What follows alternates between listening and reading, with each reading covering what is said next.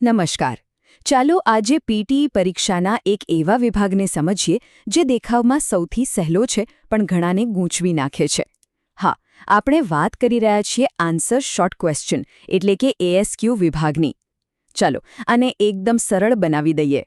ક્યારે એવું વિચાર્યું છે કે પીટીઈનો જે વિભાગ સૌથી સરળ દેખાય એમાં જ સૌથી વધુ માર્ક્સ કેમ કપાઈ જાય છે?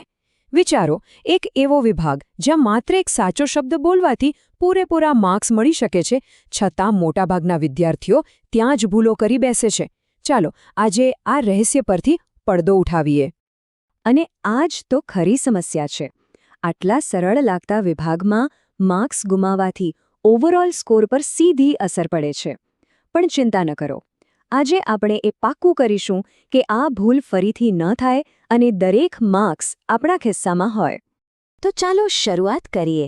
આ આન્સર શોર્ટ ક્વેશ્ચન વિભાગ આખરે છે શું અને આપણા સ્કોર માટે તે આટલો બધો મહત્વનો કેમ છે? જુઓ, એએસક્યુનો કોન્સેપ્ટ એકદમ સીધો અને સરળ છે.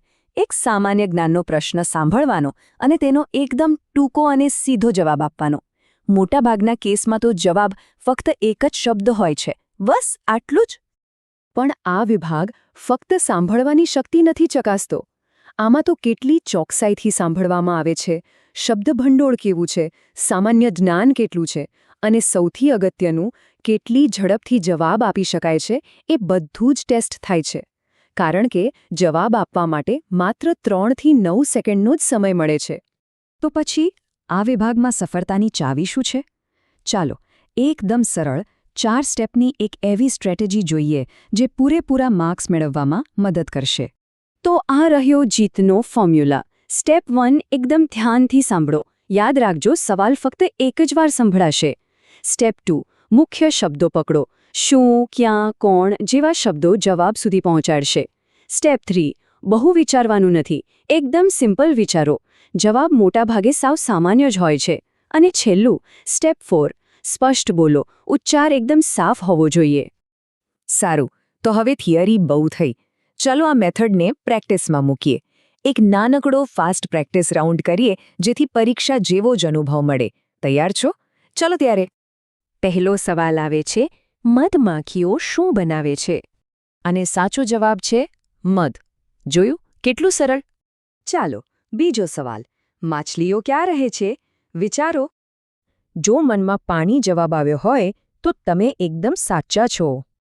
ત્રીજો સવાલ, ફટાફટ આપણે પગમાં શું પહેરીએ છીએ? અને જવાબ છે શૂઝ અથવા પગરખાં. બિલકુલ સાચું. ચોથો સવાલ, વિદ્યાર્થીઓને કોણ ભણાવે છે?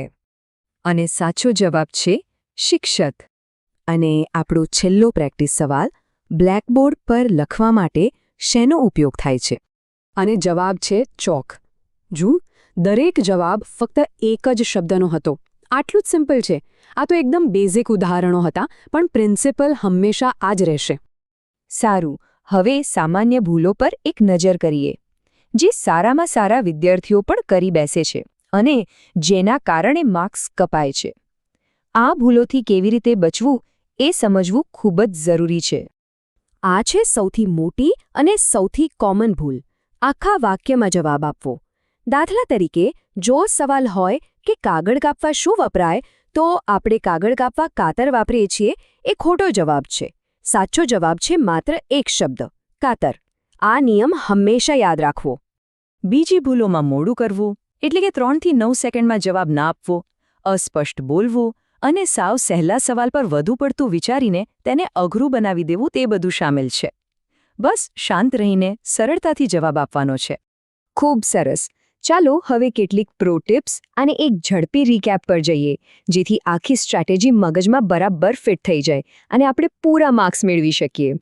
શ્રેષ્ઠ સ્કોર માટે શું કરવું જોઈએ? 1. હંમેશા એક શબ્દના જવાબનો જ ટાર્ગેટ રાખો. 2. દરરોજ 20-30 પ્રશ્નોની પ્રેક્ટિસ કરવાથી સ્પીડ વધશે. 3. રોજિંદા જીવનમાં વપરાતા શબ્દોનું ભંડોળ સુધારો. અને 4. શાંત રહો.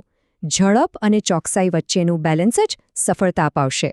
તો ચલો આખી વાતનો સારાંશ એકદમ ટૂંકમાં સમજી લઈએ.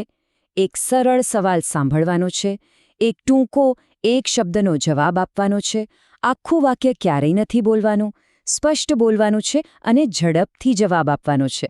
બસ આ 4 નિયમો જ પૂરા માર્ક્સ અપાવશે. બસ આટલું જ. જો આટલી સ્ટ્રેટેજી અપનાવવામાં આવે તો એએસક્યુ વિભાગ ડરને બદલે સ્કોર કરવાની એક સુવર્ણ તક બની શકે છે. તો હવે આ ટિપ્સનો ઉપયોગ કરો અને પરીક્ષામાં આત્મવિશ્વાસ સાથે શ્રેષ્ઠ પ્રદર્શન કરો. શુભેચ્છાઓ.